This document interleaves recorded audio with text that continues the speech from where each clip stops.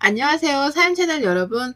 저는 경기도의 한 브랜드 아파트에 거주를 하고 있는 30대 중반의 여자입니다. 제 소개를 해야 하는데 대뜸 사는 곳부터 소개를 해서 괜히 송구스럽네요. 요즘 경기도 좋지 않은데 말이죠.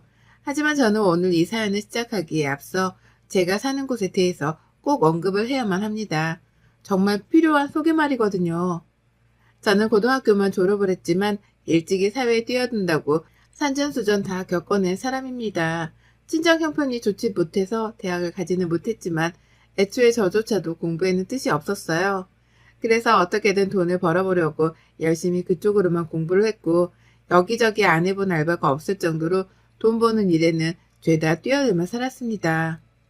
지금에야 공부보다도 하고 싶은 일이나 돈 버는 일을 하는 것이 더 중요하게 여겨지지만 그 당시만 하더라도 공부가 전부인 양 하던 분위기였거든요. 그래서인지 주변 사람들 눈초리도 받고 참 별거 아닌 것에 자존심도 많이 상해버리곤 했어요. 하지만 독하게 마음 먹고 친정의 보탬이라도 되겠다며 열심히 일을 했습니다. 그러면서 평생 엮이기 싫다 생각이 들 정도로 지독한 사람들도 수두룩하게 만나봤고요. 그 덕에 저는 어린 나이 때부터 사회 경험도 쌓은 동시에 인간관계에 대한 교훈도 많이 얻었답니다. 울기도 많이 울고 좌절도 많이 했습니다. 다 포기도 하고 싶었고요. 하지만 참고 살다 보니 운이 좋았는지 일은 잘 풀렸어요. 수중에 있던 돈으로 시작했던 사업이 잘 풀렸고 지금은 사장 소리를 들으며 갑질 않는 사람들하고는 멀찌감치 거리를 두며 살 수 있게 되었거든요. 제 직원들을 두고서 베풀며 살 수도 있게 되었고 열심히 일만 하느라 결혼 따위는 못할 줄 알았는데 남편을 만나게 되어 결혼도 하게 되었네요. 지금은 남편이랑 같이 동업을 하고 있고 열심히 살면서 벌어모은 돈으로 브랜드인 아파트 하나도 장만을 했답니다. 대출은 전혀 없고요. 제 노력의 보상이라 생각을 하며 소중하게 여기고 사는 중이에요. 참고로 이 집의 지분은 제가 60% 정도이고 남편보다 더 많이 가지고 있고요. 어디 나가서 내 집이 아파트라는 자랑을 해본 적도 없었고 그걸 자랑하려고 말을 꺼내봐야겠다는 생각을 해본 적도 없었습니다. 사업용으로 쓰는 SNS 말고는 제 개인적으로 저를 드러내기 위해서 사용하는 SNS도 없었기 때문에 그런 걸 공유할 일도 없었죠. 단지 집으로 들어가고 아늑한 침대 위에서 잠이 들 때마다 고생했던 과거로부터 벗어나게 되었다는 감사함 정도는 늘 생각했던 것 같네요. 하지만 겸손하고 감사해 하면서 사는 저에게도 여전히 파리는 꼬였습니다. 이렇게 살면 주변에 비슷한 사람만 모이게 될 줄 알았는데 잘 살아보려고 해도 파리 같은 사람들은 여전히 꼬이더라고요. 특히 시댁 사람들의 경우에는 제가 안 보겠다고 안 볼 수도 없는 존재들이었기 때문에 관계에 있어서 어려움이 훨씬 더 컸답니다. 저희 남편 정말 좋은 사람이에요.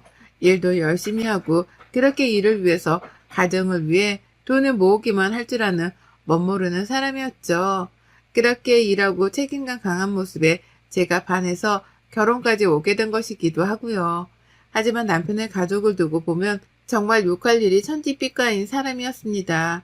신이 제 남편에게 모든 걸 다 줬는데 딱 하나 가족만큼은 완벽하게 만들어주지 못했구나 싶었을 정도로 시댁 식구들은 제 남편의 흠이었어요. 시댁에 돈이 없는 것도 아니고 시아버지가 회계사셔서 나이 먹으신 지금까지도 수입은 있을 만큼 능력이 되는 분이셨어요. 시아버지가 그 와중에 부동산에 관심이 많아서 집도 2채 가지고 계실 만큼 물려줄 재산도 조금 쌓아두셨었고요. 그런데도 그런 여유 있는 집안에서 마음은 하나같이 쫌생이 들이더라고요. 까탈스럽기는 또 얼마나 까탈스럽던지요. 뭔가 매사에 불만이 늘 많았습니다. 시아버지는 돈도 가지고 있고 직업도 있고 아들, 딸이 모두 다 시집 장가도 가서 잘 살고 있음에도 불구하고 매사에 늘 불만이셨어요. 돈을 더 벌어야 하는데 더 벌지 못하는 것에 불만이 있으셨고 사는 집이 아늑한 전원주택인데도 불구하고 잔디 관리가 힘들고 벌레 관리가 힘들다면서 시댁 갈 때마다 제 앞에서 하소연만 하셨답니다. 기분이 막 좋다가도 시댁에 가서 시아버지 불평 듣고 있으면 제 기분이 다 나빠지더라고요. 전 일을 잘 해내고 있다고 생각을 했음에도 불구하고 일이 그러다 한순간에 꼬꾸라질 수도 있는 거라면서 부동산을 사라는 말씀도 귀에 딱지가 않도록 해주셨답니다. 제가 관심이 없다는데도 불구하고 그렇게 살다가는 돈이 별로 안 모이게 될 것이라면서 신이 나 쓴소리만 해주셨죠. 하여간 아버님이 마음에 안 드는 저였는데 그런 아버님의 성격을 쏙 빼다 닮은 사람이 하나 더 있었어요. 바로 신우였죠. 이 집안의 장녀이자 시아버지를 쏙 빼다 닮았던 신우이는 저에게는 시아버지만큼이나 아니 오히려 더 천적과도 같았습니다. 저보다 나이는 고작 3살밖에 많지 않았는데요. 나이대가 비슷해서 그런지 늘 이상하리만큼 신우하고는 비슷한 일들이 꼬였어요. 이를테면 같은 시기에 대학에 진학을 하고 또 같은 시기에 대학생활을 보낸다거나 사회생활을 했다는 것, 그리고 또 같은 시기에 결혼하고 자식을 낳고 말고의 중대사항을 결정해야 하는 것들까지도 말이에요. 그리고 신우는 그 모든 것들을 저하고 비교해가며 자신의 입장을 지켜 세우려고 하는 것만 같았습니다. 제가 대학을 나오지 않고 바로 사회생활에 뛰어들었던 것 가지고 그래도 공부는 했어야 하지 않나? 라며 기분이 나쁠 만큼 빈정을 대기도 했네요. 좋은 대학을 가는 건 더 나은 사람들을 사귀기 위해서이기도 하단 말을 하면서요. 참고로 신우는 좋은 대학을 나왔습니다. 제가 무슨 딴지를 걸 수 없을 만큼 신우는 자기 입장에선 맞기만 한 소리를 했어요. 그러니 저도 대학을 못 간 게 아쉽지만 그렇다고 후회가 되진 않아요. 지금 저는 잘 살아가고 있으니까요. 라고 하며 난 괜찮다는 걸 최대한 충분히 어필하려고 했죠. 하지만 그렇게 말을 하더라도 신우의 입은 다물어지지가 않았네요. 왜냐하면 잘 살고 있다는 제 말에도 신우는 토를 달려고 했거든요. 제가 비록 대학을 나오지는 못했어도 열심히 사회생활을 하며 일을 했고 지금은 내 사업을 하며 사장 소리를 듣고 있는 사람인데도 신우는 그 사실 자체를 인정하기 싫어하는 듯 보였습니다. 좋은 대학을 나온 신우는 경력 단절로 지금 가정주부로 사는 중인데요. 그게 스스로 굉장히 인정하기 힘든 모습이었나 보더라고요. 저는 그저 신우를 보며 아무 생각 자체를 하지 않았어요. 질투, 부러움, 그런 것조차 전혀 없었을 만큼 신우 인생에는 관심 자체가 없었습니다. 하지만 신우는 제가 자신을 내려보기라도 하는 줄 아는 건지 사사건건 일하는 걸로도 시비더라고요. 그렇게 벌어서 건강이라도 나빠지면 어쩌냐고 하면서 볼 때마다 제 얼굴이 보기 안 좋다는 말을 했고 또 저희가 신혼집을 바로 브랜드가 있는 아파트로 사서 들어가 버리자 사치가 심하다고 하면서 제 뒷담화를 까기도 했었답니다. 그 뒷담화를 시어머니 앞에서 까다가 저희 남편한테 걸려 홍군형이 났고 저는 그 모든 얘기를 멀찌감치서 듣고 있었지만 끝끝내 모른 척을 했었어요. 자신이 보잘것없으니 남의 인생은 폄하하는 것이 아닌가 싶었거든요. 신우를 안쓰러운 사람으로 봐줘야 한다 생각했었습니다. 하지만 문제는 그 후였어요. 신우가 시아버지로부터 아파트를 증여받았어요. 원래 증여를 받은 건 다른 곳에 있는 아파트였는데요. 그 돈으로 글쎄 저희 집 아래층을 사버린 겁니다. 같은 브랜드, 같은 아파트, 같은 동 바로 아래층으로 신우가 이사를 들어온 거예요. 왜냐고 묻지 마세요. 저도 모르니까요. 저 또한 수십 번은 넘게 생각하고 스스로 되물었었습니다. 왜 하필 친하지도 않고 그렇다고 각별한 가족에도 없는 남동생의 집 아래층으로 이사를 들어온 건가 싶어서요. 하고 많은 아파트가 대한민국 땅덩어리에 있는데 왜 하필 그 많고 많은 아파트 중에서 우리 집 아래층으로 온 건가 싶어 말이에요. 원래부터 신우란 시대 식구들이랑 모두 다 한 경기도권에 살고 있어서 언제라도 가까운 곳에서 이웃 사촌으로 살 가능성은 있었답니다. 하지만 바로 위아래층에 이웃으로 살게 되니 괜히 긴장은 되더라고요. 신경을 쓰지 않고 살려고 하더라도 은연중에 신우를 신경 쓰게 되었고 괜히 출퇴근을 하거나 장을 보러 나가는 길에조차도 엘리베이터 안에서 신우를 만나게 되진 않을까 하는 긴장이 들기 시작했어요. 이왕이면 안 보고 안 마주치는 게 좋은 신우인데 마주치게 된다면 과연 내 기분이 괜찮을런가 싶어 걱정이 들었거든요. 아무튼지 간에 이웃이 된 신우랑은 최대한 마주치지 않게 바랬습니다. 남보다도 못한 가족으로 사는 사람들이 많으니 우리도 그냥 그렇게 남보다 못한 사이가 되었으면 하기도 했고요. 그런데요. 저는 한 달에도 그리고 어쩔 땐 하루에도 몇 번씩이나 신우로부터 연락을 받게 되었답니다. 이렇게 연락을 자주 할 사이가 아닌데 이웃으로 엮이게 되면서 별 황당한 연락을 다 받게 되었어요. 바로 층간소음 유발자라는 이유 때문에 말이죠. 저희 부부가 층간소음을 유발한다더라고요. 자신들한테 말이에요. 저희 부부는 아이가 없습니다. 누구 하나 집안에서 뛰어다니거나 층간소음을 유발할 가능성이 있는 사람은 있지 않았어요. 물론 어른들도 층간소음을 충분히 낼 수는 있습니다. 하지만 문제는 저희 부부가 둘 다 일이 바빠서 평일 하루 종일은 거의 집 안에 있지 않다는 것이었습니다. 평일 내내 집에 있지 않는 건 물론이고 주말이 되어서도 대부분은 일을 하러 나가거나 몸이 피곤해서 침대 혹은 소파랑 한 몸이 되어 붙어 살곤 하는 편이었어요. 하지만 신우는 그런 저희 생활의 패턴을 잘 알 것임에도 불구하고 층간소음을 유발하는 집이라는 이유로 저희 집 문을 두드리고 인터폰을 날렸답니다. 어쩔 땐 저랑 저희 남편의 핸드폰을 통해서 바로 컴플레인을 걸고자 한 적도 있었고요. 이유는 늘 두 가지였습니다. 하나는 진짜로 층간소음을 들었다는 이유였었고 또 하나는 층간소음을 내지 않게 하기 위해서 미리 연락을 했다는 거였죠. 정말 살다 이런 이웃은 처음 겪어봤습니다. 이런 부류의 사람도 정말 오래간만에 다시 만났고요. 보통 층간소음이 유발이 되면 아래층에서 힘들어하는 건 당연한 거죠. 그 소음이 다른 곳도 아닌 집안에서 난다고 생각하면 저 같아도 힘들고 화날 것입니다. 하지만요, 앞서 말씀드렸듯이 저희는 하루 종일 집 밖에 나가 있거나 들어오더라도 최대한 적게 움직이고 생활하는 사람이었어요. 그런데도 불구하고 신우는 약간의 움직임에 민감해진 사람인 것처럼 니들 방금 집에 들어왔니? 라고 전화를 하더라고요. 집에 있는지 없는지 확인하겠다는 것처럼 바로 인터폰을 날리기도 했고요. 실제로는 저희 부부가 둘 다 밖에 있을 때에도 전화를 해서 층간소음이 들린다며 묻지도 않고 따져댄 적이 있었습니다. 그래서 제가 우리 지금 집에 있지도 않은데 어떻게 층간소음이 난다는 거예요? 라며 화를 냈거든요.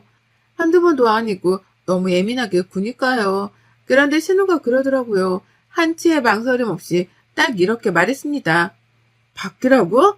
분명히 들었는데 아니 나는 그냥 이런 전화를 미리미리 해서 층간소음이 유발되지 않도록 하려는 거야.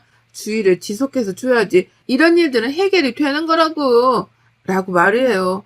환장할 노릇이었죠. 어른들이서 사는 집인데 아래층에 사는 신우 하나를 위해서 바닥에 층간소음 방지용 매트리스라도 깔아놓고 살아야 하는 건가 싶었습니다. 뭘 어쩌라는 건가 싶은데 신우는 멈추질 않았어요. 마치 의도적으로 내 집 아래에 이사를 와서는 의도적으로 사사건건 시비를 걸려고 작정을 한 사람 마냥 연락을 취했죠. 평소에 시댁에 모였을 때 말고는 따로 만날 리도 없었는데 이런 식으로 만나서는 신우랑 얼굴 한 번을 더 봐야 했답니다. 신우는 그걸 즐기는 것 마냥 저희 집에 오기도 하고 저희를 아래층으로 불러내기도 하면서 층간소음에 대해서 이야기를 나눴어요. 그러면서 그 끝에는 자연스레 밥 먹고 갈래? 라고 물으며 옆에 두겠다 묻더라고요. 저희 집에 와서는 밥 먹었니? 밥 먹을 거면 우리 것도 해주라. 같이 먹자. 라고 하면서 자기 애들이랑 남편을 데리고 올라와서는 아예 탈같이 밥을 얻어먹으려고 하기도 했고요. 이게 한두 번도 아니고 계속해서 같은 시기의 문제가 같은 식으로 되풀이되고 같은 식으로 끝이 나다 보니 그제서야 알 것도 같았습니다. 혹 신우가 하루 종일 집에서 보내며 심심했던 걸 저희 부부한테 화풀이로 풀고 있는 게 아닌가 말이죠. 이게 화풀이인지 아니면 재미삼아 그러는 건지는 모르겠으나 저희 부부한테 컴플레인을 거는 걸로도 모자라 어쩔 땐 집주인 행세도 하더라고요.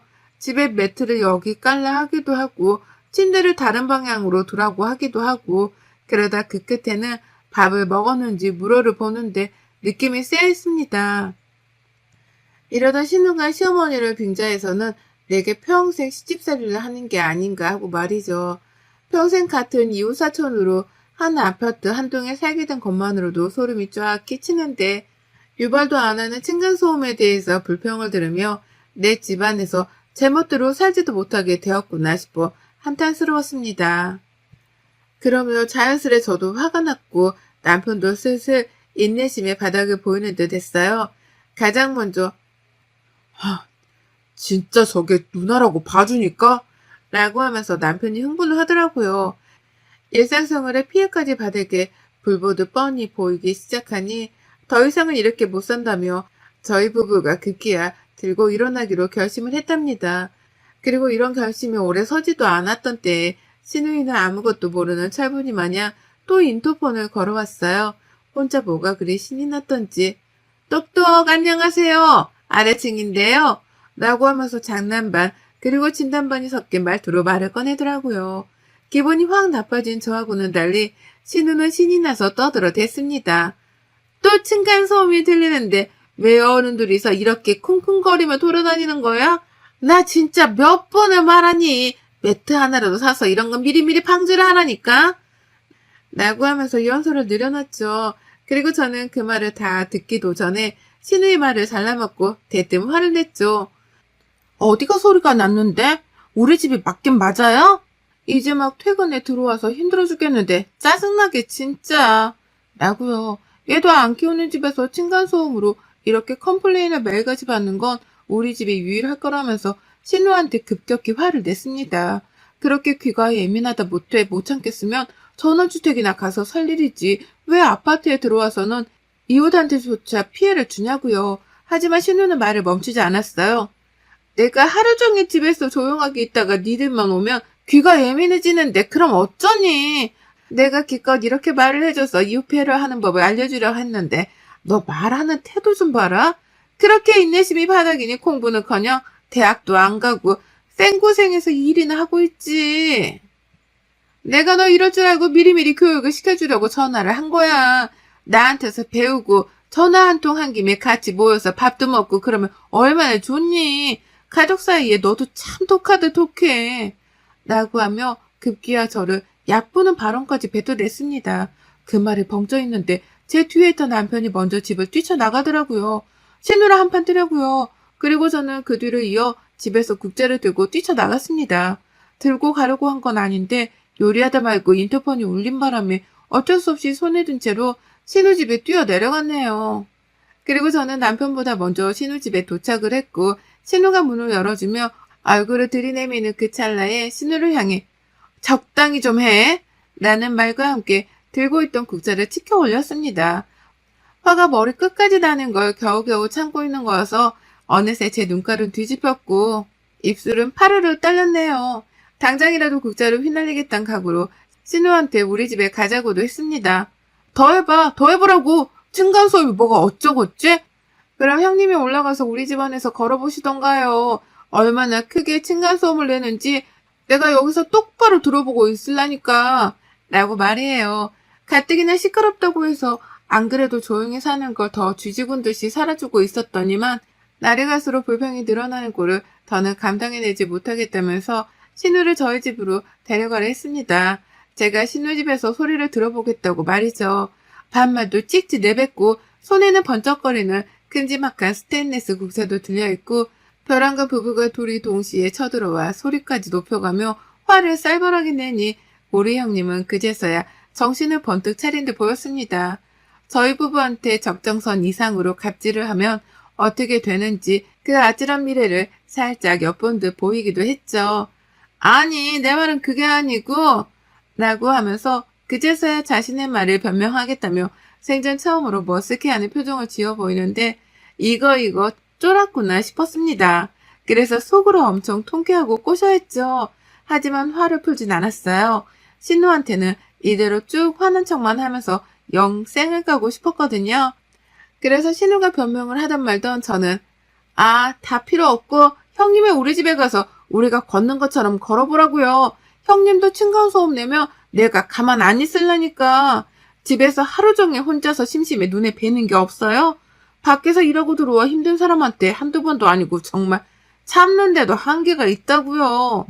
라고 하면서 속에서 삭히고만 살던 울분들을 하나둘 토해냈답니다. 그리고 결국 신우는 먼저 그 입에서 사과를 하더라고요.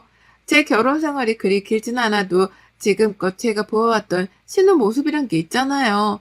늘 시아버지를 닮아서 그 옆에서 같이 불평을 하고 싫은 말만 골라하며 저를 까내려 하는 내 선수인 사람이었죠. 그런데 그런 신우가 웬일로 말이 없더라고요. 이번에는 남동생까지 달려온 게 걱정스러웠는지 저희 부부 눈치란 눈치는 다 보더니만 급기야 미안하다고 다시는 전화를 걸지 않겠다는 말까지 입 밖에 내뱉었습니다. 미리미리 층간소음을 예방하기 위해서라도 전화를 걸어대던 신우였는데 웬일로 그런 사적인 전화조차 하지 않겠다며 스스로 약속을 했죠. 급기야 제가 그 말을 믿지 않은 채 화가 난 채로 집에 돌아가려고 하니 제 손을 부여잡으며 매달리다 집 안으로 급하게 뛰어 들어가더라고요. 그리고는 세상에 비닐봉다리 안에서 과일 사과를 담아주는 거예요. 얼음골에서 온 귀한 사과인데 이거 받고 화풀라고요. 자기가 가족이고 하니까 누구보다 편한 마음으로 안부 인사를 물을 겸 연락을 취했던 거고, 그런 김에 이왕이면 이웃들끼리 잘 지낼 수 있도록 층간소음에 대한 가르침을 주려고 한 거라고 말이죠. 끝까지 들어봐도 신우 주장은 너무나 터무니없었습니다. 그저 신우로서 며느리한테 할 수 있는 갑질이란 갑질은 다 한 것 말고는 설명이 되질 않았죠. 하지만 저도 뭐 들어주는 척은 했어요. 물론 여전히 화가 난 표정으로 어디 한번 끝까지 나불거려 봐라 라는 마음으로 말이죠. 그리고는 신우가 주는 사과를 받아채고는 고맙단 인사도 안 하고는 쌩하고 제 집으로 올라왔습니다.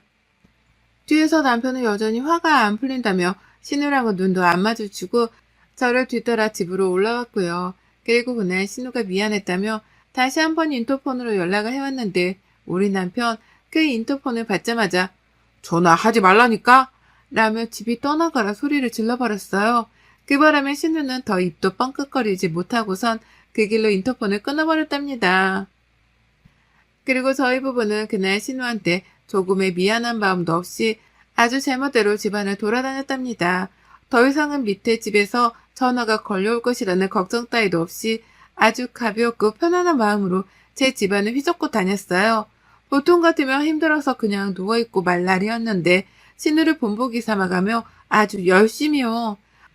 진작에 홍군형 내주면서 내 집을 편안히 여기며 살았어야 했었는데 조금 늦게 화를 표출한 저희 부부의 실수도 있는 것 같습니다. 그 실수를 만회하며 지금이라도 내 집은 내 집답게 편안히 살아보려고 해요. 예민하고 할 일 없는 우리 신우는 연락도 못하고 혼자 얼마나 끙끙댈런지, 또 얼마나 더 오래 끙끙대며 연락을 안 할 수 있을지 저희 부부는 돈을 시퍼렇게 뜨고 지켜볼 겁니다. 여러분의 생각은 댓글로 남겨주세요. 오늘도 시청해주셔서 정말 감사합니다.